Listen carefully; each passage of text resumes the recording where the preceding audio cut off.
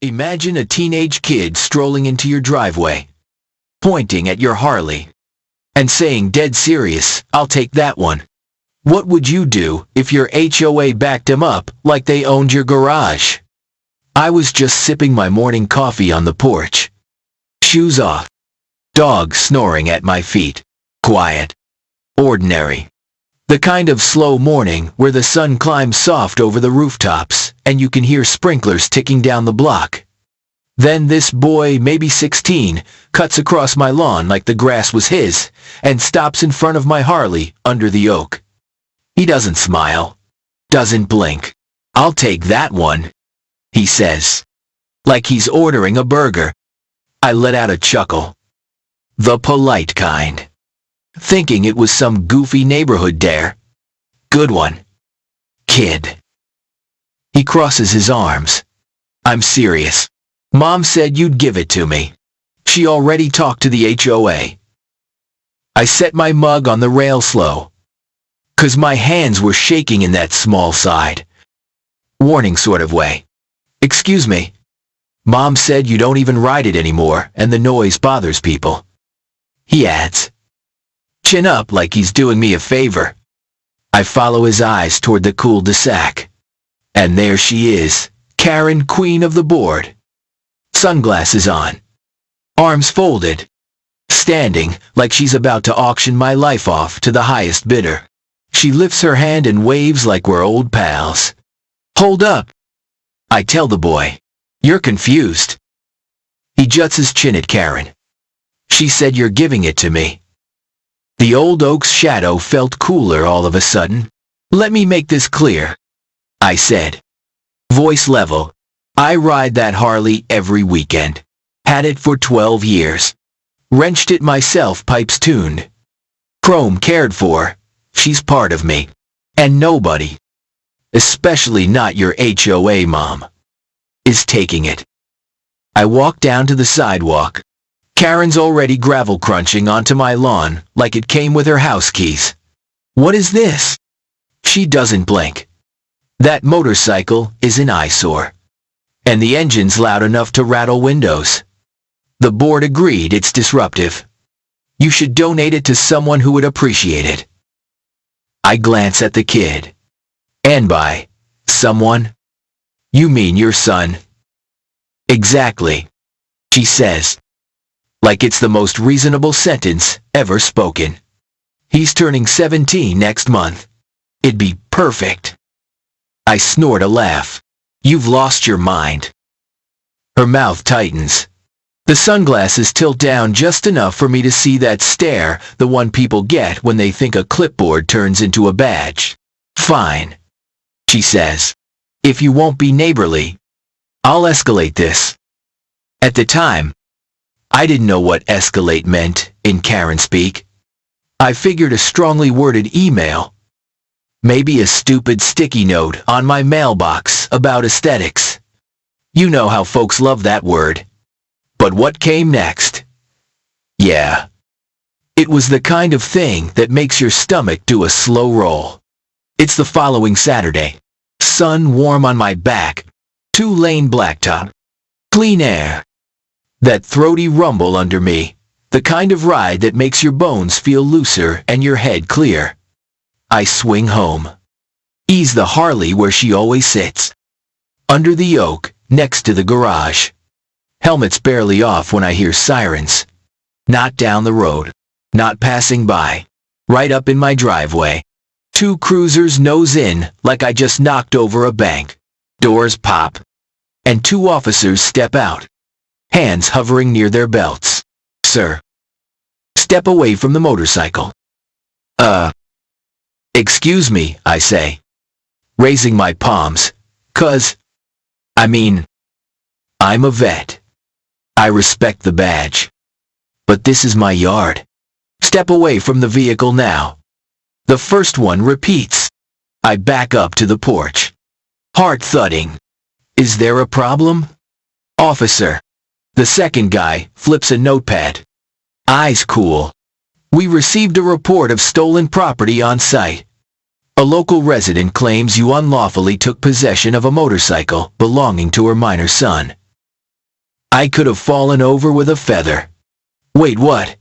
This is my bike. I've owned it for over a decade. Registration's inside. From across the street, a door slams. Here comes Karen, marching like she's leading a parade. Her kid behind her, with that same pout he wore earlier, arms crossed. Poor thing. The world didn't just hand him a hog. There it is. She calls, pointing like she's spotting contraband. That's the one. He promised to give it to my son. Then he backed out. That's theft. I bark a laugh. 'Cause it sounded like a bad sketch comedy line, except the officers don't laugh. Do you have proof of ownership? The first asks. Yeah, I say, taking a step toward the door. It's inside. Sir, please stay where you are. The second officer moves between me and the knob. We'll retrieve it. Just tell us where the papers are. So I explain. Top drawer of the roll-top desk. Manila folder. Copy of title. Current registration. Insurance card. They head in with my permission, professional. Calm. Which I appreciated. Meanwhile, Karen drifts closer to my porch rail and lowers her voice. You could have just done the right thing, she whispers, lips curling. Now the whole neighborhood's going to see what kind of man you really are. There's heat that flares behind your eyes when someone pokes your dignity. But I swallow it. My dad used to say, son, don't give them the anger they came for. He was right. The officers come out a few minutes later. Folder in hand. It's his. One says, a little more clipped. A little tired. Clean title. Been in his name for years. Karen's grin snaps off. The kid's scowl deepens. This isn't fair, he mutters. He said I could have it. I said no such thing. I answer. Maybe sharper than I meant. Ever. Karen straightens, trying to re-aim her shot. Well, maybe he didn't steal it. But he misled us. That's fraud. Even the officers look done at that point. The senior one gives me a small nod that says, we're sorry for the trouble. And they clear out. No charges. No warnings, just the fading scent of hot brakes, and a quiet that settles too fast. For a minute, I think, okay, she tried. She failed. That's the end. But Karen isn't the type to quit while she's behind. You ever meet someone who can't stand not being in charge? It's like they breathe control. There's folks who, they just don't function unless they're telling you what to do. 3 days later, taped to my door with blue painter's tape. Because of course it's neat and centered, there's a letter. HOA letterhead. Notice of violation, community disruption, and failure to comply with neighborhood courtesy standards. I read it twice. Then a third time slower. According to Karen's formal complaint, my motorcycle is a nuisance. I made false verbal agreements to transfer it to her son. My hostile attitude created a toxic environment. It would have been funny if it didn't stink of a setup. This wasn't just a nosy neighbor wagging a finger about lawn length. This was somebody trying to weaponize a homeowners association to pry something out of my hands, something I own legally, rightfully. Personally, I don't call the HOA. I don't march across the street to scream on the sidewalk, though. Believe me, I picture it. Instead, I dial an old friend Mark from our veterans group. These days, he's at the state attorney's office. We ain't close. Not in the Friday night barbecue sense. But he's solid. I tell him everything. From the kids first, I'll take it, to Karen's sidewalk theater, to the patrol cars in my driveway, to the letter with the fancy seal. He listens, doesn't interrupt, finally says, Sounds like she's using the HOA to force a private property transfer. That isn't just harassment. Might be civil coercion. My heart thumps slow and heavy. So what do? Document everything. He says. Full statement. Title. Registration. Photos. Timestamps. That HOA letter. If you've got any footage or audio, include it. Bring it in. I spend the next 24 hours turning my kitchen table into a command center. Documents squared up on a towel so the coffee rings don't touch them. Sticky notes with dates spelled out. A neat stack of photos of the Harley under the oak in every season. I pulled doorbell cam footage, and there it is, gold, the kid standing in my driveway, pointing at my bike, saying, "Mom said you'd give it to me." I backed that up twice. When I carry the folder into the state attorney's office the following afternoon, the receptionist raises her eyebrows like she's never seen a file that thick outside a courtroom. I leave it with a soft thank you and a feeling like I just loaded a cannon. Couple days pass. The phone rings. Mark's voice. "She filed a complaint here, too. Claimed you swindled her son with false promises. We reviewed both sides. There's a chance this goes to mediation. But don't worry, you're not the one under the microscope anymore." I hang up and sit quiet for a long minute, listening to the refrigerator buzz and the dog snore. That's when it clicks. Karen picked the wrong guy to push. Not 'cause I'm special. 'Cause I keep records. 'Cause I don't scare easy.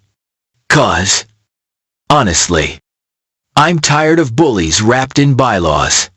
The HOA schedules a meeting for Thursday evening. Normally, I wouldn't waste a clean shirt on that circus. This time, I show up early. Shoes polished. Folder in hand. Calm smile. The community room smells like old carpet and lemon cleaner.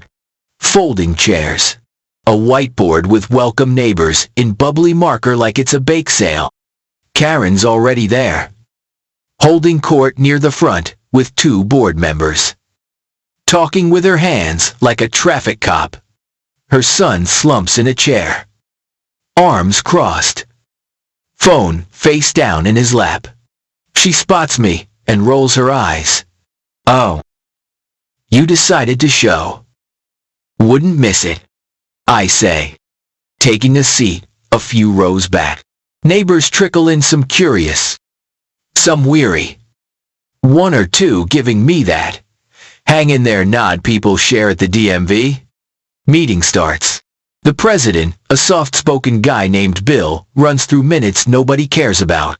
Then, new business. Karen's hand shoots up like she's in homeroom. "I'd like to request formal action against Mr. Owens for failure to fulfill a verbal commitment, intentional community disturbance, and inappropriate conduct toward myself and my son." Bill adjusts his glasses. "You're referring to the situation with the motorcycle?" "Yes," she says. Theatrical. Like she practiced in a mirror. "He misled my son. Promised him the bike. Then reneged. And when I tried to mediate, he became aggressive." I let her talk. Sometimes, the best shovel is silence. She paints herself the victim for a good 5 minutes, the trembling lip, the concern for the neighborhood. Even tosses in a sideways jab about my mental state, which earns a few uncomfortable glances. I can feel my jaw wanting to clench. I keep it loose. Bill nods, then turns my way. "Mr. Owens, would you like to respond?" I stand. Walk slow. Set my folder on the table. Open it like I'm laying out a picnic. "First of all," I say, calm as a lake, "I never promised that child anything. I have security footage, him on my private property pointing at my bike, saying, quote, 'Mom said you'd give it to me.' I also have audio of our interaction that day.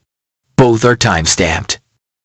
I hand over stills from the doorbell cam, then copies of the police report no wrongdoing. Then a letter from the state attorney's office acknowledging an unfounded claim filed against me. Papers slide. Eyes widen. One board member leans to Bill and whispers. Bill frowns. We weren't aware of these details. There's more. I add. Passing out their own violation. Notice the one Karen pushed through paper-clipped to my notarized statement documenting her pattern of, in my opinion, harassment. The room goes quiet in that heavy way. Like the air thickens. Karen tries to jump back in. But Bill lifts a hand. Enough. You've said your part. We'll take time to review. He clears his throat. Based on what we're seeing, it appears there may have been an abuse of our HOA complaint process. I don't smile. I don't gloat. I just collect my folder and sit back down. Somewhere behind me. A neighbor exhales like he's been holding his breath for months. You'd think that kind of public faceplant would slow Karen down. But people like her don't retreat. They reload. And the next card she played, it came on crisp letterhead. With a signature that made my eyebrow twitch. Tell me straight, if a board tried to leverage courtesy rules to pry your property out of your hands, what would you do right then and there? The envelope was heavy cotton fiber. Embossed seal. The whole, we mean business package. My name on it in practiced ink. I could feel the starch in the paper through my fingers. I slid it open with a butter knife and slid out 3 pages stapled crisp at the corner. Dear Mr. Owens. It began. In that polite, icy tone that makes your jaw clench. This firm represents the Willow Ridge Homeowners Association. They cited courtesy standards, community harmony, and persistent nuisance. Then came the threat, daily fines, until the source of disruption was removed or donated to resolve the conflict. Plus potential lien action if I failed to pay. So there it was, in black and white. Donate the Harley, or watch my home get leveraged a little at a time. Not a request. A squeeze. I stared at the signature HOA council, whose name sounded like a private school and a sailboat. My coffee went cold while I read it twice more and pressed a thumb to the word lien like I could smudge it out. I called Mark. He picked up on the second ring. Talk to me. I read a few lines out loud.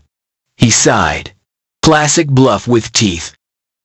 What's my move? First, he said, you do not pay a dime. Second, you reply by certified mail. Ask for specific citations the exact rule violated. The page and section of the governing documents. Any board minutes showing when those rules were adopted. Who voted yes? Who voted no? Ask for notice and hearing records, because you're entitled to due process. Third, document everything. He paused. And one more thing, request the association's records on enforcement. If they enforce against you, but not others. That's selective. Judges hate selective. I pulled a legal pad. Got it. Also, he added, no more porch debates. If Karen comes onto your property, keep distance. Ma'am, please leave my property. Then shut the door. You're not gonna give her the anger she came for. I chuckled. 'Cause Dad's line came back like a song you can't shake. Yes, sir. That afternoon, I typed a letter, clean and calm. No fireworks. No, how dare you. Just questions sharpened to a fine point. I asked for the governing docs declaration. Bylaws. Rules and regs. I requested the complaint in writing. Who filed it? And any evidence attached. I asked for the board meeting minutes, where they authorized counsel. I asked for the courtesy standards language page and paragraph. I ended with a single sentence. Any attempt to force a private transfer of my property will be treated as harassment and coercion. I signed it, made 2 copies, and sent 1 certified. Then I did the thing Karen didn't expect. I took a quiet walk down the block, past the mailbox cluster. I turned left to where Walt lives, retired mechanic, with hands like gnarled wood and a laugh that rattles windows. He's got a '57 Chevy that he polishes on Sundays, like it's communion. I told him pieces of the story. He shook his head slow. Son, that's the shakedown. You ain't crazy. You ain't alone. Across the street, Miss Janice waters rose bushes that climb like they're reaching heaven. Her knees ain't what they used to be. She leans on that cane and tells the HOA when they can put their courtesy notices where the sun don't shine, her words. Not mine. They tried to find me for the little angel statue, she said, patting the porcelain wing. Said it wasn't approved. I told them the good Lord approved it. They backed off when the Sunday ladies called. I kept walking. Folks have a way of opening up when you're not looking for it. A couple with a newborn. A high school kid who mows lawns. A Vietnam vet 2 doors down who wears a faded cap and salutes the flag like it's the first time every time. You know what I heard, not rule love. Not Karen love. I heard fatigue. People tired of tiptoeing around someone else's preferences. 2 nights later, the HOA posted an emergency rulemaking session on the bulletin board by the pool, and in the Facebook group, Karen moderates like a tiny throne room. Purpose noise and vehicle storage. My phone pinged with the screenshot. I smirked. Of course. If you can't pry a man's bike away one way, try a new rule and call it safety. I showed up early again. Chairs in rows. A pitcher of water sweating on a folding table. Karen in a blazer, because a blazer with shoulder pads equals authority. I guess. Bill, the president, fiddled with a dry erase marker. 2 other board members traded glances like they were trying to remember why they signed up for this penance. The room filled slow at first. Then all at once, Walt lumbered in. Miss Janice took front row. The Vietnam vet nodded at me. A couple folks I'd never met sat with arms folded, faces tight. Karen clocked the crowd and pasted on a smile that didn't reach her eyes. Thank you. Neighbors, Bill began. We're here to discuss a proposed rules update, prompted by recent concerns. Karen jumped in. Specifically, she clicked to a slide on a borrowed projector. We have had ongoing disturbances related to a large, loud motorcycle. The board proposes a simple, common-sense rule. No outdoor motorcycle parking overnight, and no engine noise before late morning or after late evening. I lifted my hand. Question. We're in presentation, she snapped. Comments after. Bill cleared his throat. We'll take questions in a bit. Yes. She clicked again. Additionally, any owner creating a pattern of complaints will be required to remedy the source of conflict. In some cases, that may mean rehoming the offending item. My jaw ticked. The offending item is my property. A few murmurs rippled. Karen kept going. Voice getting that tight. Sugary thing. This isn't about one person. It's about community peace. We have to think of the children's sleep schedules, nap times, studies. The vet in the second row shifted forward. Ma'am, he said. Voice, even. That engine ain't louder than the landscapers. Walt chuckled low. Miss Janice nodded big. I waited for Bill to open the floor. When he finally did, I stood slow. All right. Couple points. 1.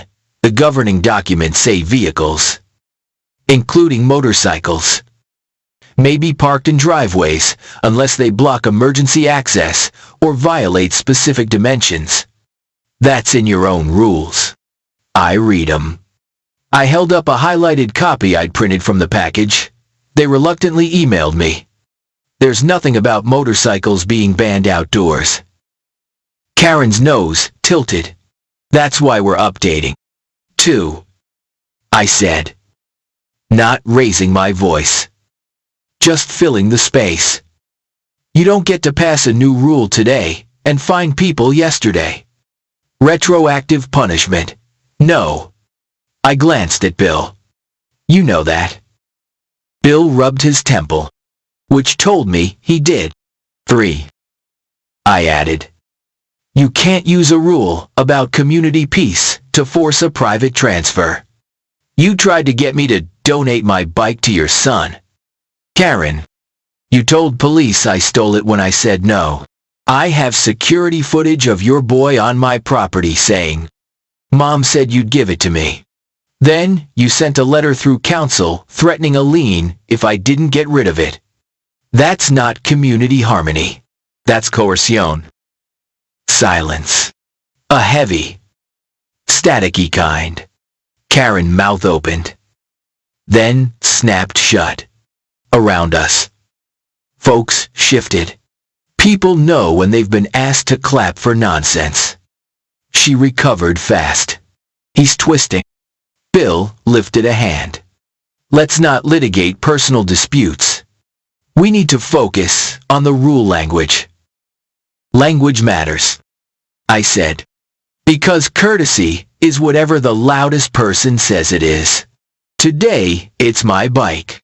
Tomorrow, it's your American flag. Walt's Chevy.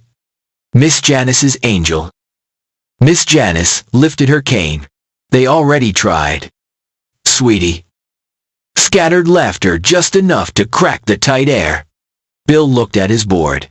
One member, a woman with gray streaks in her braid, raised her hand. I move we table this and hold an owner forum. We need input before we change anything. Karen stared like the woman had kicked her shin. No. We have to act. Second. The other board member said quickly. Bill called the vote.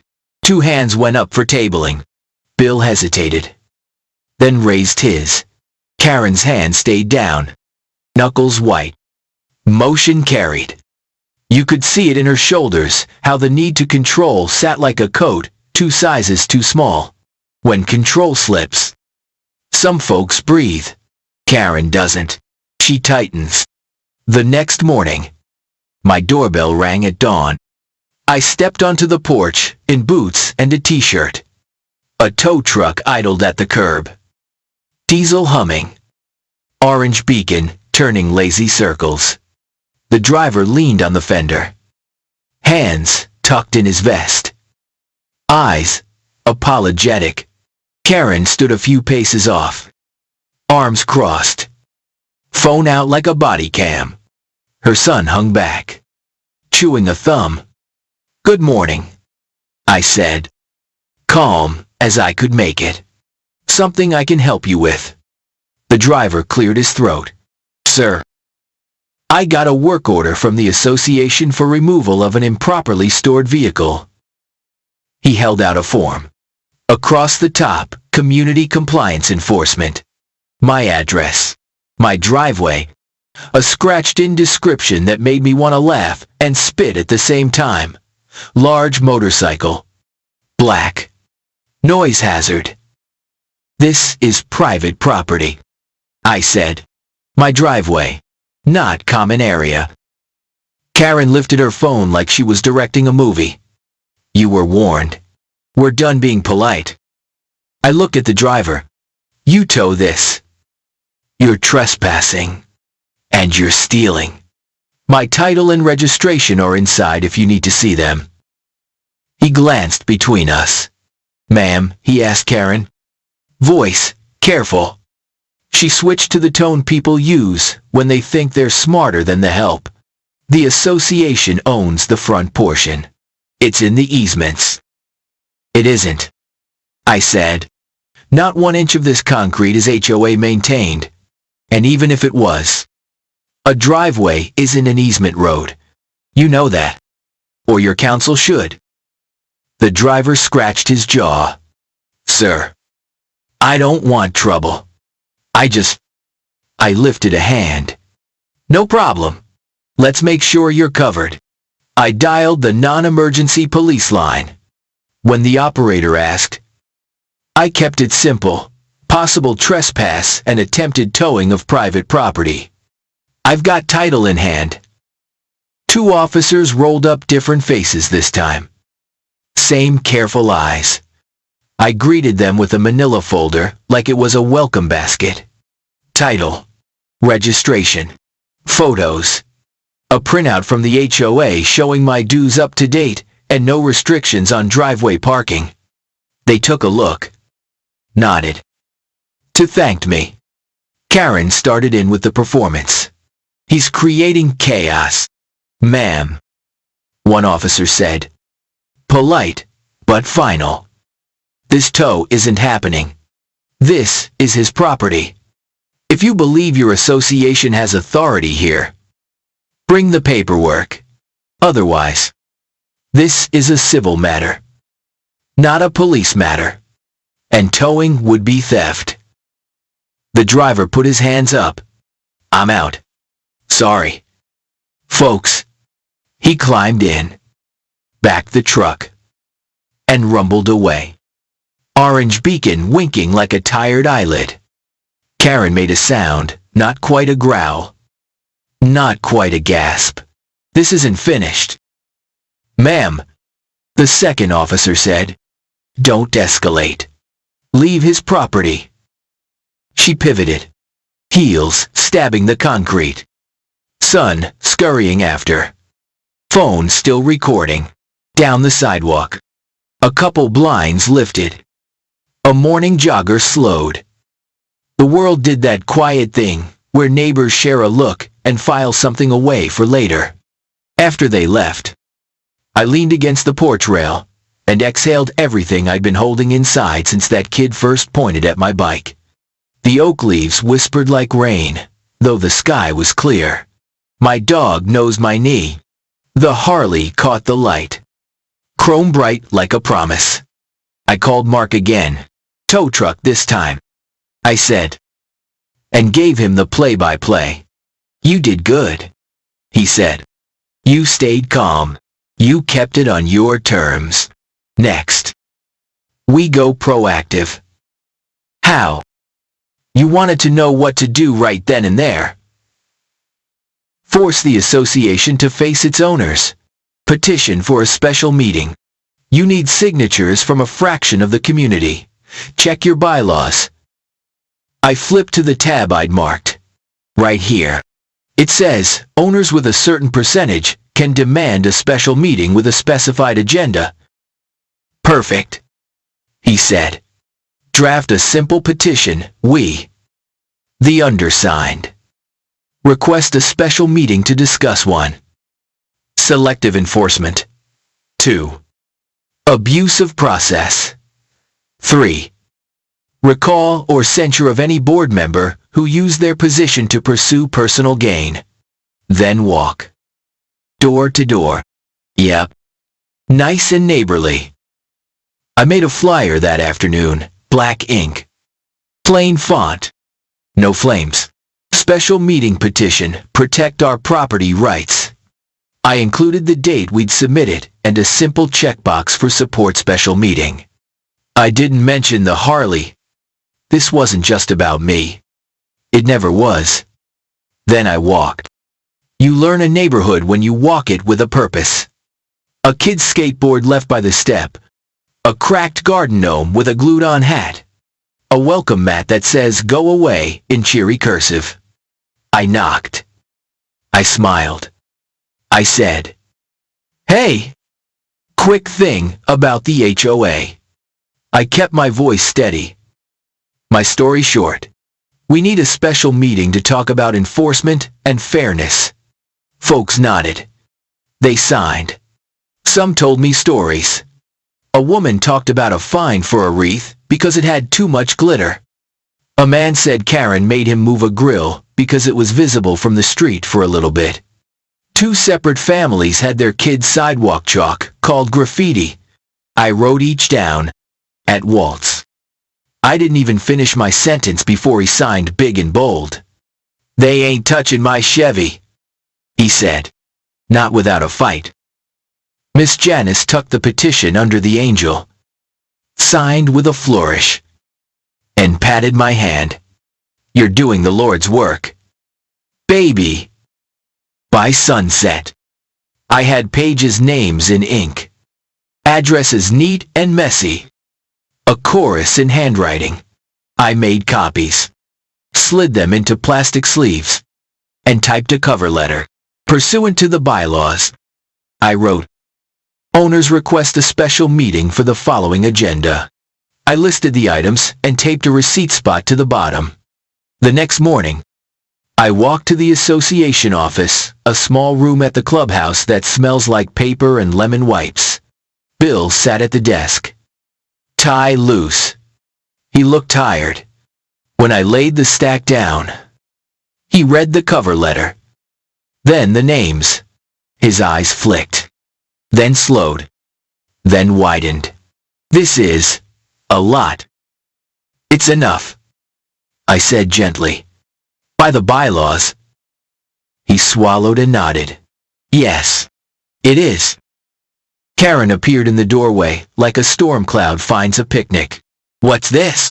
"Owner petition," Bill said, holding the top page just out of her reach without making it obvious. "He's subtle. That one." She reached anyway. "He didn't hand it over. We have to verify signatures," he told me. "But, yes, we'll schedule." I left, chest light, in a way I hadn't felt since before all this. Not naive light, just steady. 3 days later, the scheduling notice went out. Big words at the top, special owner meeting. Karen could not have been thrilled. The agenda was exactly what we wrote. People started talking more openly on the sidewalk, in the dog park. In the Facebook group, Karen tried to lock down and couldn't. A neighbor posted a photo of 3 identical courtesy notices taped to his door in 1 month because his teen's car had a dent. "Not aesthetic," the note said. The comments were lively. I collected everything: screenshots, stories, copies of letters, and put them in order. I don't know if you've ever built a case when you didn't plan to become an amateur paralegal, but there's a rhythm to it. You build slow, fact after fact, not to crush someone, just to keep the truth from getting pushed around. That's when the mail hit again. Another thick envelope. Same cotton paper. Same embossed seal. Notice of intent to record lien. It read, "Your account is delinquent in the amount of I blinked over $2,000. Those daily fines I supposedly owed had multiplied like rabbits. Stacked line after line. Pay within a certain number of days." It threatened. Or the association would proceed with all remedies, which is lawyer for "will scare you into a corner." I held the paper up to the light, half expecting to see Karen's silhouette behind it like a watermark. Then I laid it flat and took a photo. Then I called Mark. He didn't sugarcoat it. They're hoping the word lien makes you fold. It's leverage. But fines tied to rules they haven't lawfully adopted. Fines without proper notice and hearing. That lien won't stand if they try it. Still, we respond. He told me exactly what to write. I sat down and typed a debt dispute and validation request. I challenged the amount, demanded hearing records, cited the parts of their own documents they skipped. I put in a line that said, "Any attempt to cloud title on my home with invalid fines will be treated as slander of title." Not a threat, just a statement. I mailed it certified. Return receipt.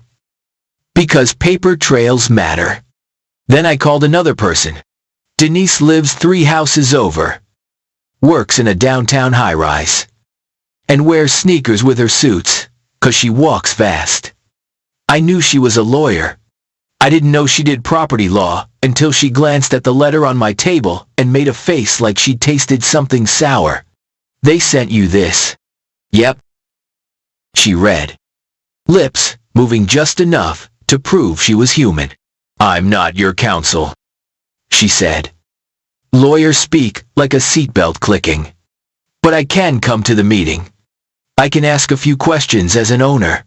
Sometimes, the right question in the right room is enough. You'd do that? She laughed. Honey, I've been waiting to say something to Karen since the approved shade of beige saga. We didn't have to wait long.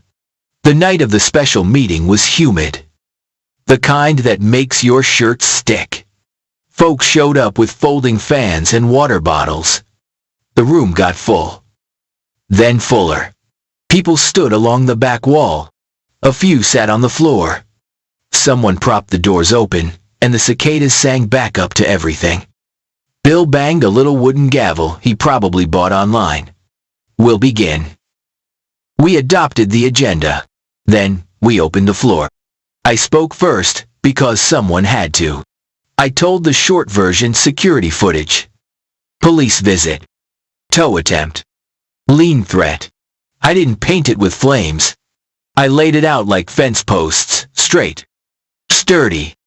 Connected. I held up copies of letters.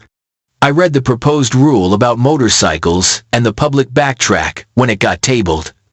I said the phrase that had been stuck in my teeth since day one. HOA isn't a tool to take things you want. A murmur rolled like wind. Walt followed me. Voice like gravel and honey. You find a man today for a bike you don't like. You find me tomorrow for an old Chevy. I fought with wrenches in my hands my whole life to build things. I ain't gonna apologize for loving what I built. Miss Janice stood with her cane and spoke 3 sentences that cut cleaner than any law. Ain't nobody elected you to be our taste. I paid for my roses. He paid for his motorcycle. It's our money. It's our business. A mother talked about sidewalk chalk. A dad talked about the grill. Someone mentioned a letter about a flag bracket, how it was too large. Though it matched the neighbors who didn't get a notice. The word selective floated like a whisper that wanted to be a shout. Then Denise stood.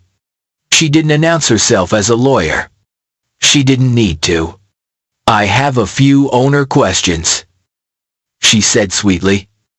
And the room tilted toward her like a plant finding sun. Number 1. May we see the board minutes where counsel was authorized to send lien threats for fines that were never ratified by a proper rule and without required hearing procedures? Number 2.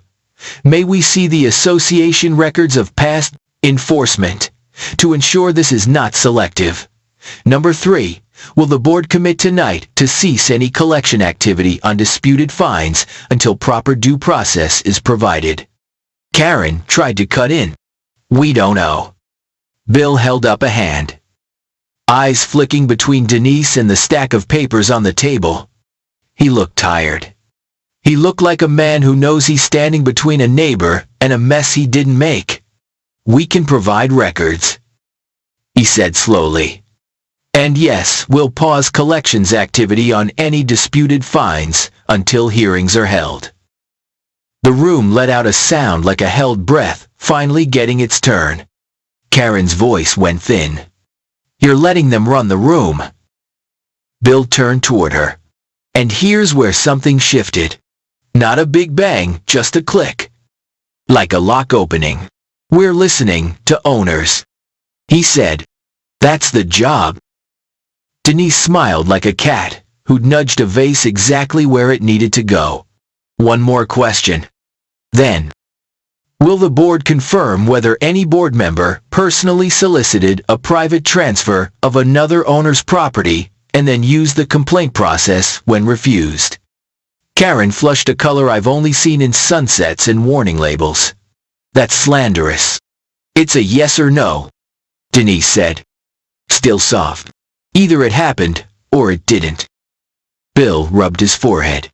We should go into executive session for personnel matters. He mumbled. No. Someone called from the back, one of the quiet dads. Baseball cap in his hands. We want to hear it. A chorus followed, polite. Then stronger. Let us hear. In the open. We paid to be here. The cicadas hummed like an amen. Karen shoved her chair back. This is a witch. Enough. Bill said. He didn't raise his voice. He didn't have to. He looked at the gray-braided member. Then at the other guy. Then at the room. The board will admit that an individual board member acted outside her authority in a private, personal matter. That was wrong. We will address it. You could feel the entire room shift. Shoulders lowered. Eyes softened. Not over. Not fixed, but seen. Karen stood. Hands, fists at her sides. I will not be humiliated by Karen, Bill said. The way a man says another man's name when he's asking for decency. Please. She grabbed her purse, muttered something under her breath about ingrates, and walked out.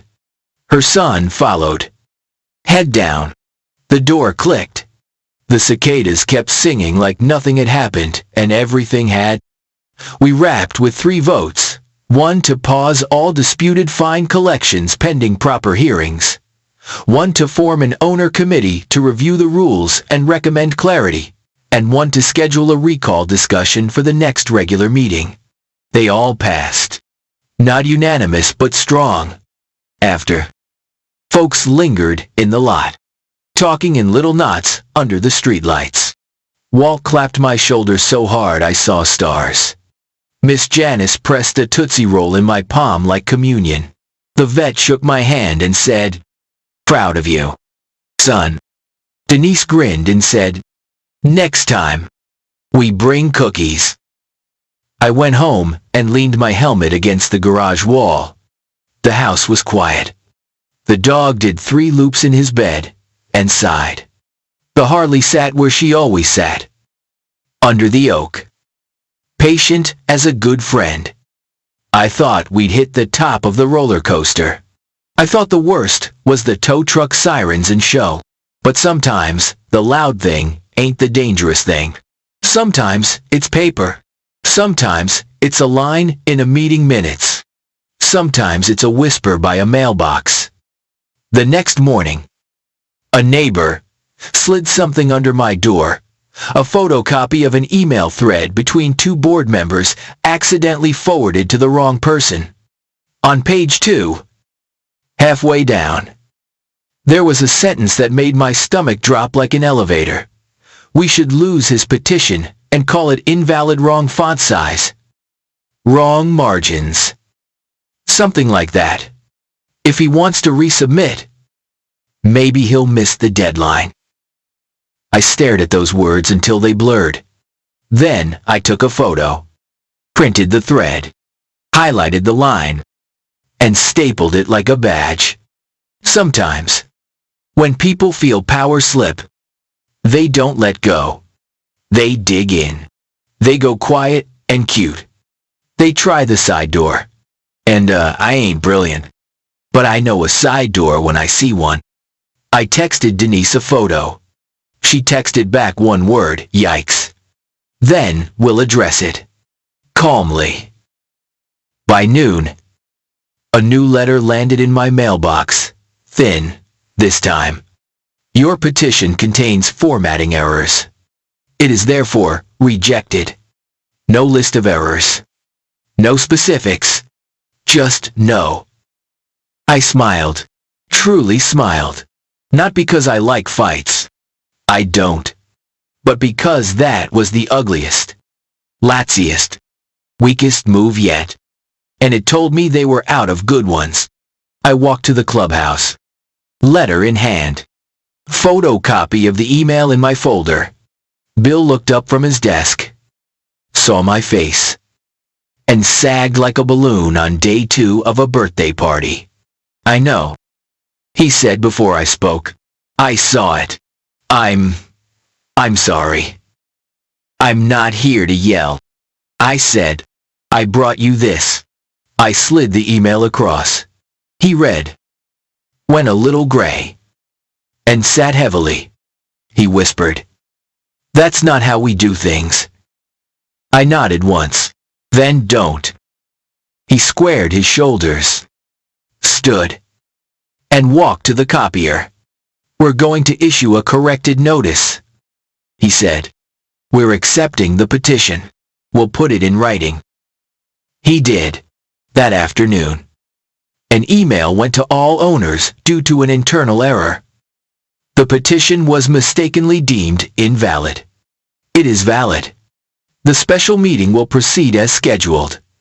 No names, no blame, just a course correction. Sometimes that's as much as you can ask. Sometimes it's enough. That evening, the sun bled gold over the roofs, and kids chalked galaxies on the sidewalk, and my dog chased a moth he was never gonna catch. I sat on the porch and let the day come down. I thought about control and courtesy and how some people confuse the two. I thought about paper trails and porch lights, and how the steady, boring things, certified mail, meeting agendas, a neighbor's hand on your shoulder are what hold back the little tyrannies. My phone buzzed. Unknown number. I let it go to voicemail. Then curiosity poked me, and I played it. A man's voice. Smooth. "Mr. Owens. This is counsel for the association. I'm calling to suggest an off-the-record discussion to resolve ongoing tensions. Perhaps a quiet solution." I hit save and stared at the dark yard. Off the record. Quiet solution. Uh-huh. I called Mark. He wants to talk off the record. You vote. Mark snorted. "Tell him you'll talk on the record at the special meeting. In front of owners. That's the record that matters." Copy that. The special meeting was 3 days away. Between now and then, Karen could throw 3 more tricks, or none. I decided to do something that had been eating at me since day 1. I rolled the Harley out, let her settle in the shade, and wiped a rag along the tank. Then I walked across the street and knocked on Karen's door. She opened it 2 inches. "Chain on." "What?" "2 minutes," I said. "Then I'll never bother you again." She hesitated, then clicked the chain. "Fine. Talk." I kept my voice low and even. "You said you wanted the bike for your son. You thought you were right. You weren't. We both know it's mine. We both know the police said so. We both know the board overreached. I'm not here to gloat. I'm here because this is getting ugly in ways it doesn't have to." I held her eyes. "Call off the games. Show up. Answer questions. Apologize for the overstep. We move on." Her mouth twisted. "You humiliated me. I didn't post your name. I didn't spread rumors. I brought facts to a room. You turned people against me." "No," I said softly. "You did that. You tried to use a clipboard to take what wasn't yours." She flinched like I'd flicked her with a rubber band. The kid hovered in the kitchen doorway, pretending to scroll his phone. He wasn't fooling anyone.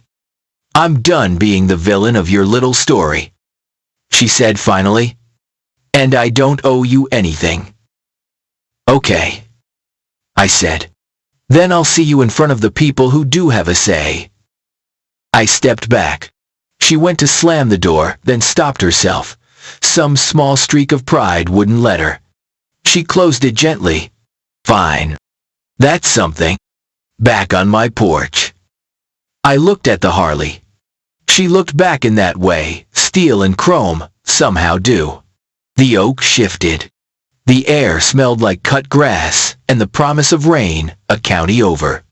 Tomorrow would bring what it brings, maybe more letters. Maybe none. The special meeting was coming either way. Some fights you choose. Some choose you. Either way, you stand up straight. You keep records. You don't give them the anger they came for. And you ask the people who live next to you, what kind of neighborhood do we want to be? Anyone else had a board, try to lose your petition, or hit you with fake fines till you fold, what would you do here? The day of the special meeting blew in hot and thick. The kind of southern heat that makes the pavement shimmer and your shirt stick to your back. I set out a clean stack of handouts, timelines, copies of letters, highlights where the nonsense lived. I ain't a lawyer, but paper talks if you let it. By late afternoon, the clubhouse lot was full minivans, old pickups, a couple sedans with faded proud parent stickers. The cicadas were already tuning up like 1,000 tiny chainsaws. Inside, Bill had dragged in extra chairs.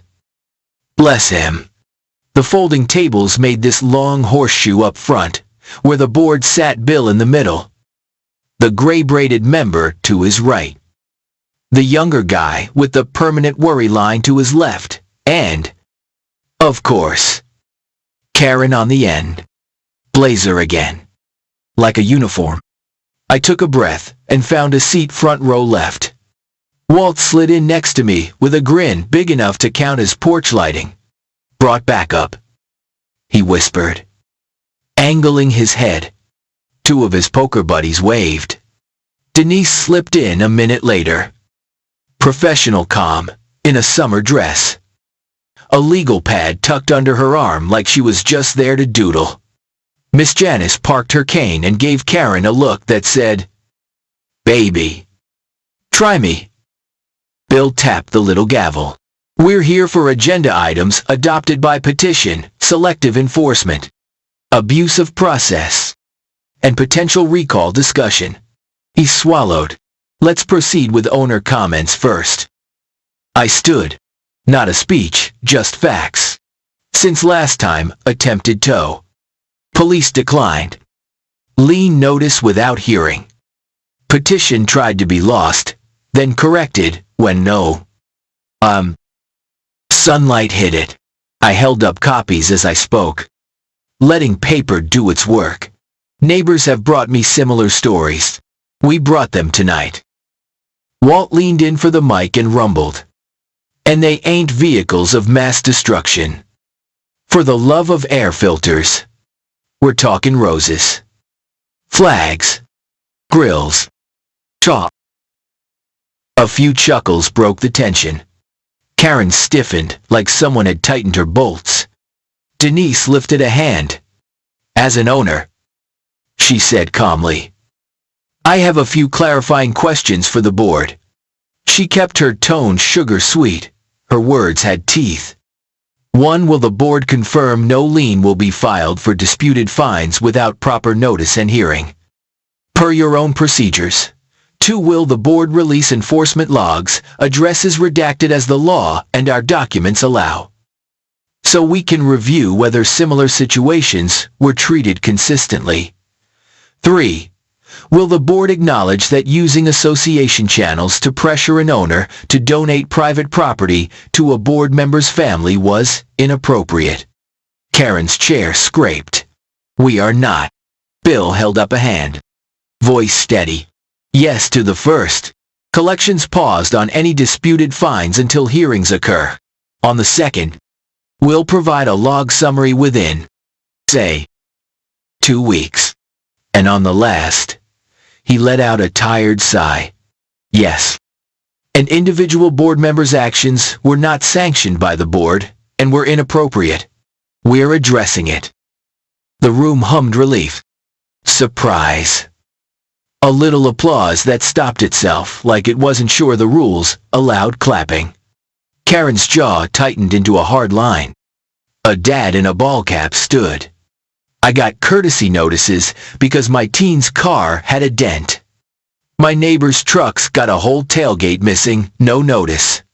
Why? He lifted his hands. Palms up. Feels like if you're friends with someone, you get a pass. A woman with a stroller added, I took down a wreath 'cause y'all said glitter. Then I see pictures from the holiday home tour Glitter Town. Ma'am, Karen snapped. Those were event exempt. Bill blinked. We don't have an event exempt clause. Gray Braid slid a binder forward. We, don't? A wave of whispers swelled and broke. I stood again, holding up a printout of one of the emails that neighbor slid under my door. I'd blacked out names and addresses, 'cause I'm not out to ruin lives. Just to stop a bad habit. Also, I said, this got forwarded to the wrong person, suggesting the petition be lost for formatting. We all know that's not how we do things. Bill winced like I'd squeezed a bruise. It isn't, he said firmly. He looked into the crowd. I'm sorry it was even suggested. Karen folded her arms. Are we done with theatrics? Not quite. Denise said lightly. One last owner request, I move. We censure any board member who used the complaint process to pursue personal gain. And I request we add a recall vote to the next regular meeting. She glanced at the legal pad. Then back up. Still sugar. It's not personal. It's governance. Bill frowned the good kind. Weighing. Not dodging. Per the agenda. We can entertain a censure motion tonight. A recall requires notice. We can place it as requested. He looked at Karen. I think we all know who we're talking about. Karen's laugh came out brittle. This is a witch, ma'am. Walt said. Not unkind. You chased a man's bike like it was on your deed. That's not witch hunt. That's consequences. Miss Janice tapped her cane. I second the censure, she said. Like she was ordering sweet tea. Let's be done with foolishness. Bill swallowed. Motion properly made and seconded. Discussion. The younger board member shifted. Cheeks pink. I joined to help with the pool schedule. He muttered. I didn't sign up for this. Karen glared daggers. You will regret. Enough, Bill said. All in favor. Hands rose like tide. Mine. Walt's. The ball-cap dads. Denise's. A dozen more. Gray Braid lifted hers. The young guy lifted his. Slow. After a beat, Bill lifted his too. Karen stayed planted. The tally was not subtle. Motion carries, Bill said softly. Censure adopted. It wasn't cheers. We're not that kind of neighborhood.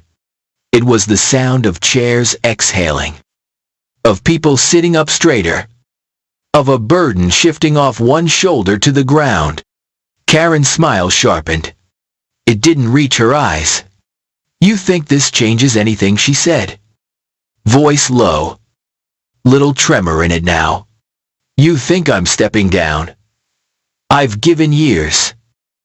No one said step down. Denise said. They said stop using the HOA like a pry bar. For a heartbeat. You could see it hurt. Then pride. Then something sour swallowing both. She gathered her papers. Stacked them too neat. And stared at me like I'd keyed her car. You, she said, made this a circus. I didn't take the bait. I kept records. I shrugged. There's people who sorry. There are folks who think paper doesn't matter. It does. We moved to the last agenda piece, the Rules Committee. Volunteers came easy. Walt signed up to handle things with engines, which made the room laugh. Miss Janice took landscaping and decor, which made Karen's eyelid twitch. Denise joined procedures and hearings. I signed on for communications. My penmanship is decent. And I figure sunlight's easier when the shades aren't nailed down. We adjourned into air that tasted like cut grass and almost rain. Neighbors lingered. A couple handshakes. A couple claps on the back. Denise squeezed my shoulder. "You did good," she murmured. "Keep it boring. Boring wins." I was halfway home when I heard quick steps behind me. The kid, Karen's boy, hands jammed in his hoodie pockets, though the air was hotter than July asphalt. He stopped at the edge of my driveway and didn't look up. "Hey," I said gently. "How you doing?" He shrugged. "Teenager 4, I'm spinning." "Look," I said, choosing words like they were glass. "What your mom did this mess, it put you in a bad spot. You didn't make those calls." He kicked a pebble. She said you promised." "I didn't," I said, "but I get why you believed her." I nodded at the Harley. "It's a beautiful machine. I was your age when I first put a hand on chrome and thought it meant freedom." He snorted. She was never going to let me ride it anyway. We both smiled. Because truth is funny when it shows up late. "Tell you what," I said. "This is not a toy. It'll snap a person's neck if they're not careful. But if you can handle a bicycle like it's welded to your bones, and you listen better than most people listen to their own heartbeat, I'll show you how to stand next to it while it idles. How to respect it. Not today, not tomorrow. But if you want to learn about machines and responsibility, I'll help you." I raised a hand. No promises about rides. No promises at all. Just knowledge. He looked up quick. Eyes bright and baffled. "Why?" "'Cause I had a neighbor once who showed me how to gap a spark plug," I said, a small smile tugging. "And because this isn't your fault." His shoulders loosened. "Okay," he said quietly. "Thanks." He walked off like a kid who'd found a step in the dark. That should have been the day's last chapter. It wasn't. Just before dusk, I heard footsteps on my porch. A package thumped. No return address. I bent, turned it over, then opened it with a cautious thumb. Inside a thick bound packet, tabbed and labeled, "Confidential Attorney Work Product." It said across the top. I blinked. Tucked under the cover page, a post-it with 2 words in tidy handwriting. "Sunlight helps." I read the first page, then the next, then the next, until the porch light clicked on by itself and the moths started their slow dance. Here's the shape of it. In short, internal billing summaries from the HOA's council. Calls logged. Emails billed. Strategy sessions. One line item jumped at me with both boots. Discuss voluntary transfer of motorcycle to board members' family leverage via courtesy fines and lien language. Date, the day before the first cop cars rolled up my drive. Another line. Coordinate tow vendor advise on easement rationale. Another plan for petition, rejection, formatting, defection. My jaw clenched so hard the muscle popped. I took photos of a few pages, then put the packet back in the box and snapped it shut like it might bite me. I ain't dumb if something says confidential. You don't go plastering it online. But owners have the right to understand how their dues are spent, at least the broad strokes, and whether counsel is being used to play keep away with people's rights. There's a way to do this proper. Boring. Again. Careful. I called Denise. Hypothetically, I said, and walked her through the broad shape. She didn't ask where it came from. She didn't want to know. Hypothetically, she said, owners can request an accounting. Hypothetically, if a lawyer is acting at the direction of someone abusing authority, that's a problem. Professional conduct. Insurance. The whole basket. She paused. Also, you're not gonna keep the only copy in your house, right? I smiled at the dark. No, ma'am. I made 2 copies. Sealed one. Slid it into a friend's safe. The other? I kept close. The next morning, I submitted an owner records request. Please provide a general ledger of legal expenses for the past 12 months, including description sufficient to identify the nature of the work performed. I attached the bylaws section that says we can look at such things. I didn't mention my mystery packet. I didn't need to. By lunchtime, the clubhouse door had a sign, records review by appointment only. I signed up. Denise signed up. So did a dozen neighbors. Sunlight. 1 inch at a time. That afternoon, Karen's SUV crawled past my house slow. Windows up. Eyes forward. 10 minutes later, a post appeared in the neighborhood Facebook group. Reminder, motorcycles are not family-friendly and attract crime. Be smart. People. The comments did not go the way she hoped. Someone posted a picture of their Harley with an American flag draped behind it and wrote, "Crime-delicious burgers and long rides." Someone else posted a photo of Walt's Chevy with a halo emoji. The likes stacked like firewood. Around dinner, Bill called. "We need to talk," he said. Voice weighted like a wet towel. I met him on the clubhouse porch, where the paint always flakes in the same little crescent near the second step. He looked 10 years older than last month. He folded his hands. "We got your request. We'll produce the ledger. And I need to tell you something before it finds you another way." I waited. "Counsel's insurer called me," he said. "Someone reported potential misconduct. They want to review. If they find a problem, his firm is, well, they'll figure it out." I breathed out slow. "Okay." He looked up. "I didn't sign up for a fight. You know." "I know," I said. "But you're in one. And you're doing better than you think." He nodded. The kind of nod people give when they're trying not to cry. "Thanks." 2 days later, we held the recall meeting. It was storm dark at noon. Thunder low and lazy. Rain drumming the roof until the room felt wrapped in cotton. People showed up anyway, taking umbrellas like dogs. The sign-in line snaked out the door. We had a single item whether to remove a board member for cause. Denise explained the rules in that calm way that makes chaos feel like it's on a leash. Bill read the formal statement of censure from last time. Karen sat rigid, eyes drilling holes in the tabletop. Owners lined up at the mic. Not a pile-on. Bill wouldn't allow it. Bless him, but statements. "I want a board that mows the pool lawn and pays the light bill. Not one that picks winners. I want to raise my kids without worrying if chalk is a federal offense.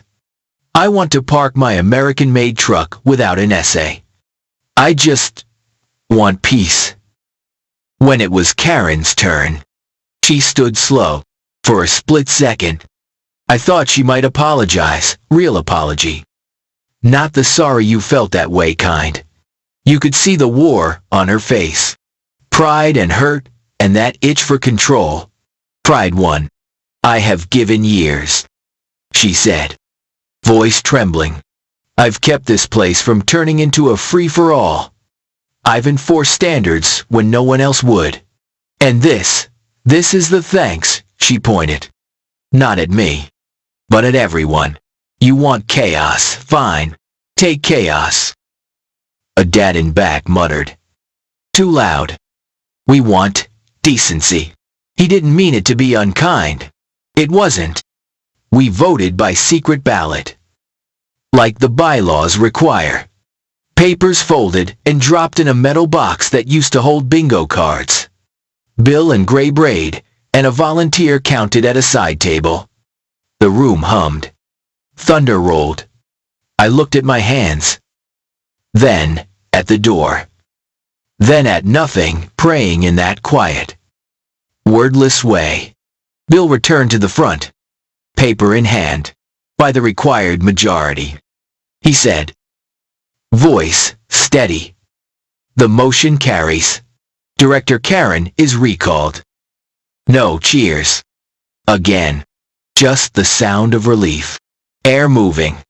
Miss Janice stabbed her eye with a tissue pulled from somewhere under her cardigan. Walt squeezed my shoulder and whispered, boring wins, kid. The vet stood and gave a small, respectful nod toward Karen, a soldier's grace for a defeated opponent. She didn't look up. Karen gathered her things, papers too neat. Pen clicked too hard. She paused at the door and turned. Eyes burning a hole through me that I could feel on my skin. For a heartbeat. I thought she'd say something that could fix a sliver of it all. She didn't. She left. The door thunking soft behind her. It wasn't over. It never is. Not in one vote. Not in one meeting. There were hearings to schedule. Rules to rewrite. So courtesy wasn't a catch-all cudgel. A lawyer's ledger to unpack.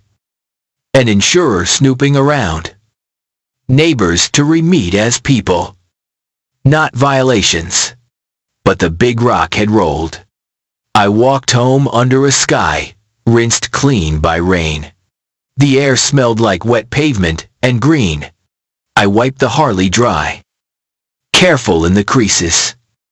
Cloth moving slow over chrome. I thought about dignity, the kind you keep. The kind you give. The kind you owe your neighbors just because you share a fence line. Around midnight. My phone buzzed. Unknown number again. I let it go. Then checked the voicemail out of curiosity. Mr. Owens. A woman's voice said. Crisp. Unfamiliar. I'm an investigator with the State Bar's Disciplinary Council. We've received a complaint regarding potential misuse of legal process by counsel for your association. I'd like to schedule a time to speak. She left a callback. I sat there in the kitchen light. The hum of the fridge, the only noise. And felt that old battlefield thing, adrenaline and calm holding hands. I called Mark first thing next morning. Bar counsel called. Good. He said. Let them do their job. Answer what you know. Don't guess. Keep it boring. On brand. I said. And we both chuckled. I met the investigator at a coffee shop with too many plants and not enough outlets. She had kind eyes and the kind of notepad that means business. I stuck to facts, dates, letters. What people said in rooms with other people there. I gave her copies of what I could rightly give. I didn't hand over the mystery packet. I said owners were requesting the ledger through proper channels. She nodded. Asked good questions. Thanked me. We don't fix neighborhoods, she said as we stood. We just try to keep the rules of the road straight. Fair enough, I said. We'll handle the rest on our street. Back at home. The Harley sat in that familiar patch of shade, like a friend at his favorite bar stool. I caught my reflection in the tank, older than I feel. Calmer than I expected. The kid wandered over after lunch. Nervous grin, half hidden under his hood. You busy? He asked. Got 10 minutes. I said. Bring your ears. I taught him the parts you can name without touching tank. Pipes. Seat. Pegs. Showed him how exhaust pulses are music in math. Let him feel the vibration at idle with 2 fingers on the bar. Just enough to respect. Not enough to get stupid. He said, "Whoa," twice. Exactly the way I did, at his age. When I shut it down. The quiet felt holy. He kicked at a leaf. "Mom's mad," he said. "Small." "I know," I said. "She'll live. So will you." He nodded. Eyes shiny. Then wiped his face like dust had got in it. "Thanks. For not, like, hating me." "Son," I said softly. "I've been a lot of things. Hating kids ain't one of them." He smiled and shuffled back across the street. Karen's blinds fluttered. She was there. I didn't wave. Maybe next year. By week's end, the records review happened. Owners filed into the clubhouse in batches.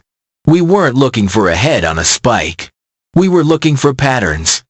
Was counsel being paid to play games?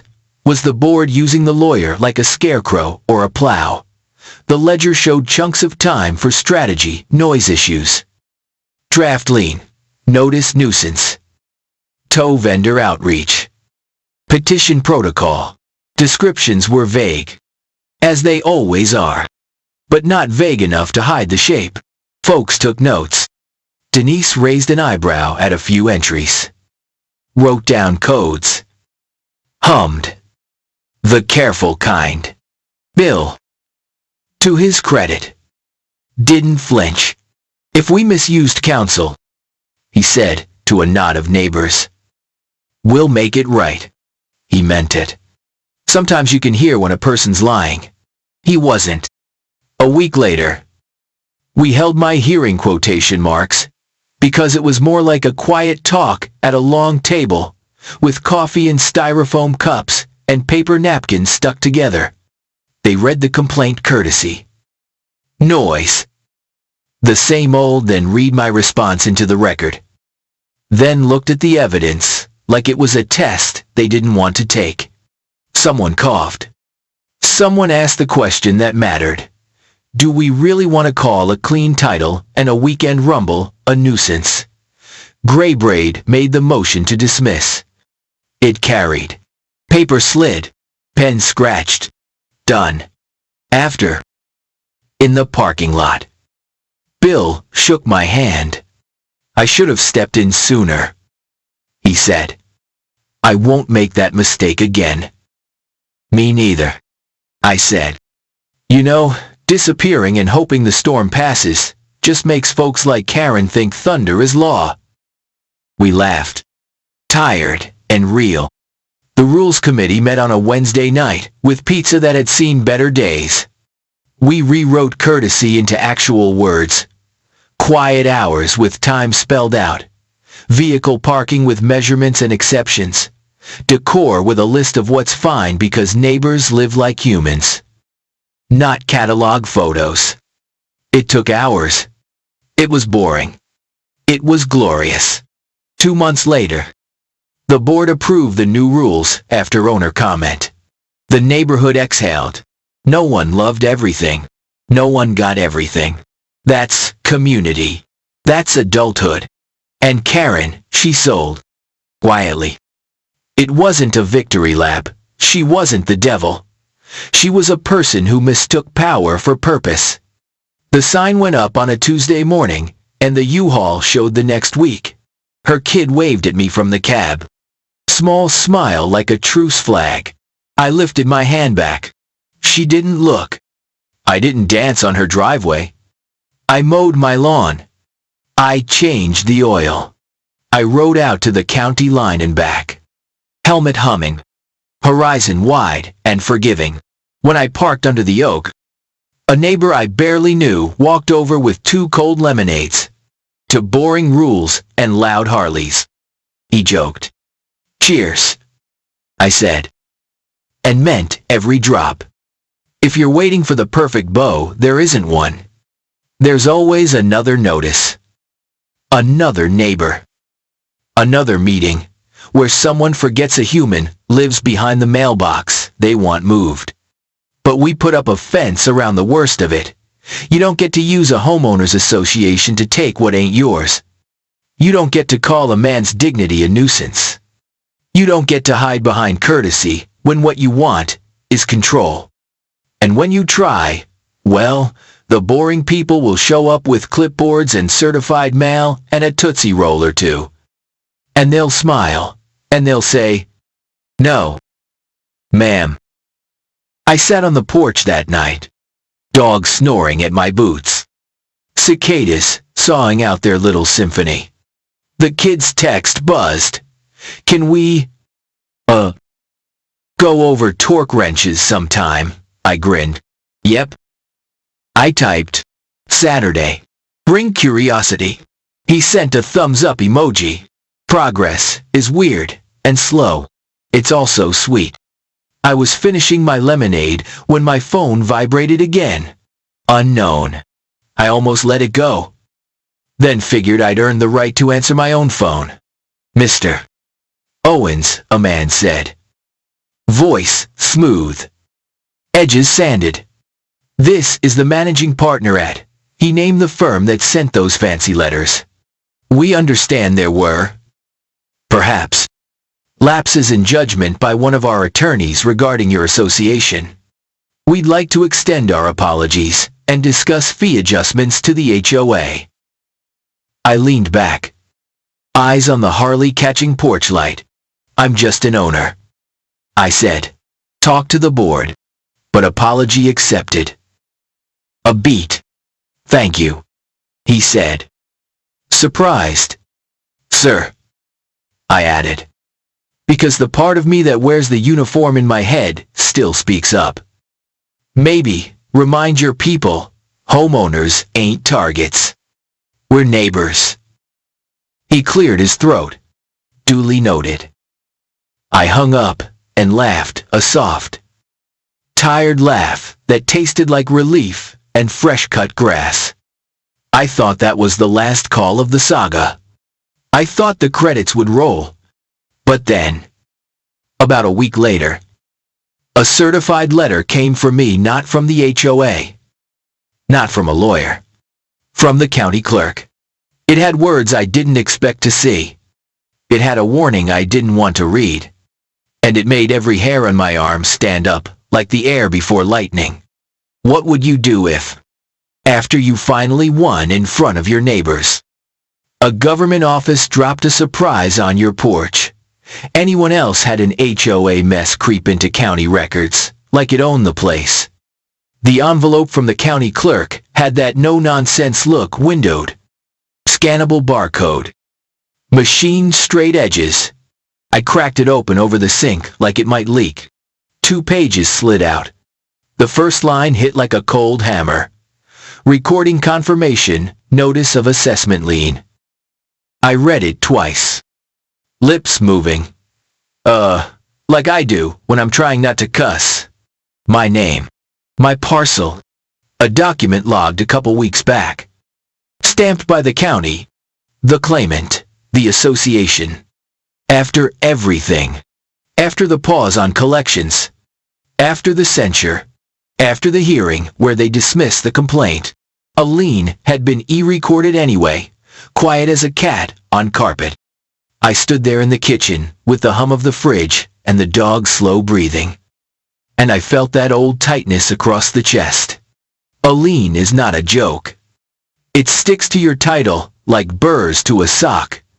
Refinancing, selling, even some insurance renewals, all suddenly complicated. And this wasn't an invoice. This was a brick through the window that is your deed. I called Bill first. "Tell me you know about this." Silence. Then a soft pained. I didn't. Then somebody did. I said. "And they did it while you told a room full of owners collections were paused." "I'll meet you," he said. "Give me 15 minutes. We drove to the county building with the kind of focus usually reserved for bad weather and newborns with fevers. The recorder's office smelled like old paper and lemon cleaner. Apparently that's the universal scent for bureaucracy. A clerk named Sharon, badge on a lanyard. Readers on a chain looked up with the battle-wand kindness of someone who's seen it all. How can I help? Bill spoke first. We need to view a recorded lien against his parcel. Sharon keyed it in. The screen glowed. Here it is, she said. Notice of assessment lien. Recorded on. She read the date 2 days before your special meeting. She turned the monitor slightly. There was the firm's name on the e-recording line. There was the association's name on the claimant line. My stomach did that slow elevator drop. So it was filed before Bill promised the pause. But after counsel sent the threat, I said quietly, and nobody told us. Sharon offered the kind of careful smile clerks use when they can't give advice, but also have hearts. I can't tell you what to do, she said. But if something is wrong on the record, there are forms for that. Request to expedite release if the claimant agrees. Or an owner's affidavit, re-invalid, claim of lien if you're disputing and need a hearing or court order. She slid a trifold brochure across the counter. We keep these handy. Bill rubbed his forehead. This should not have happened. No, sir, I said. Soft, but firm. It shouldn't. I took certified copies. We left. In the parking lot, thunder grumbled way off, like a reminder that weather doesn't care about your schedule. Here's the thing about paper bullies. You beat them with better paper. Boring paper. Right paper. Back home. I did 3 things before the coffee even finished. 1. Drafted a certified demand to the board and their counsel. Immediate release of improperly recorded lien. 2. Copied the censure and the minutes where Bill paused collections and stapled them to the demand like armor. 3. Filled the county's owner's affidavit re-invalid claim of lien with quiet, specific language dates. Exhibits. No adjectives. Just fence posts. Then I called Denise and read her the bones. She exhaled through her nose. Okay. Demand the release of claim of lien within, say, 5 business days. If they stall, file your affidavit and request an expedited hearing. Keep it calm. Keep it clean. Copy, I said. I called Mark. He added a line to the demand I wouldn't have thought to write. This lien, if not released promptly, may constitute slander of title. Not a threat. A fact. He also texted, "Don't yell." I sent back a thumbs up. Cause, you know, I was absolutely tempted. I hand-delivered a copy to Bill at the clubhouse. He took it, like a man receiving the flag at a funeral. "This is my mistake," he said. "I should have checked if anything had been filed before I spoke at the meeting." "You made a promise in good faith," I said. "Somebody else broke it in secret." He swallowed. "I'll fix it." That night, as cicadas sawed the dark in half, the neighborhood Facebook group went from sour to boiling. Someone had spotted the county notice in the feed of recorded documents. Folks around here have hobbies. And the post was 300 comments deep by bedtime. I thought we paused collections. How did this get filed? Who authorized the lawyer? The chorus wasn't a mob. It was tired. It was, done with gotchas. The next morning at 8 on the dot, my phone rang. The caller ID said the law firm's name. I let it buzz a second longer than polite. Then answered. A voice with smooth edges. "Mr. Owens." This is, he named himself managing partner.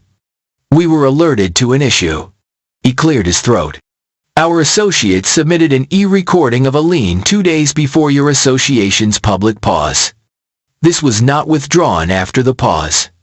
That is regrettable." Regrettable is a ketchup stain, I said. keeping my voice level. This is a cloud on a title. You're right, he said quickly. We are preparing a release of claim of lien now. We will courier it to the recorder today. Thank you, I said. Please also send the board a credit on your invoices for every hour tied to that lien and to the tow attempt. Owners should not pay for bad calls. Silence. Then, understood. I hung up and did not fist pump. Okay? Maybe, air exhaled like a balloon. Just once. By noon, Sharon at the county called, bless her efficient heart. Sir, the release came through. It'll be indexed by end of day. Ma'am, I said. You just made a veteran's shoulders a whole lot lighter. I like light shoulders, she said, with a smile in her voice. Bill posted an email blast. The association requested and recorded a release of claim of lien regarding Mr. Owens. We apologize for any distress. Moving forward, no lien will be recorded for disputed fines until due process is completed and a separate board vote authorizes recording. He signed it with his full name. Not just board. Which matters more than people think.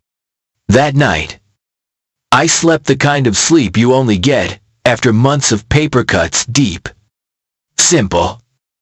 No dreams I can remember. But it wasn't done. Not quite. 2 days later, the state bar investigator called back. We reviewed the materials. Without getting into our process, I can tell you the firm has agreed to remedial steps, training, supervision, written policy changes about HOA matters. If the Owners Association requests it, they'll also provide a fee audit. I let out a breath. I felt in my toes. Appreciate the call. Sunlight helps, she said. And I almost laughed. Same words as the sticky note on that mystery packet. Speaking of, I never learned who slid that bundle under my door. Maybe a paralegal with a conscience. Maybe a board member who'd had enough. Maybe Sharon has a cape I didn't see. Whoever it was, they tipped the scales. And, yeah, I kept the copy in a safe place. Because sometimes you don't burn the map, even after you reach the town. We closed the loop, the boring way. The board adopted a due process and recording policy in plain language. It said, spelled out like a recipe, that fines require notice, a hearing, a finding, and a board vote before any collection step. It said recorded liens require a separate vote and a written statement that the debt is valid and undisputed. It said courtesy is not code for because Karen said so. We posted the policy on the bulletin board by the pool between swim class sign-up and Lost Cat. We mailed it on actual paper to every door. You could feel the neighborhood unclench. On a Sunday morning not long after, I rolled the Harley to the curb and started her up. Walt wandered over with a mug the size of a flower pot. How's freedom sound, he asked. Like low thunder and forgiveness, I said. And, sorry, yeah. That sounded corny, even as I heard myself. But it felt true. The kid came by. Nervous grin. Notebook in hand. Torque wrenches, he asked. Torque wrenches, I said. And handed him a socket like a small rite of passage. We talked click types versus beam types. Breaking bolts, loose versus tightening. The gospel of snug. Then spec. He listened like he owed the machine an apology. He didn't. But he'll be a better man for learning to respect force. A moving truck showed up, 2 houses down, new folks.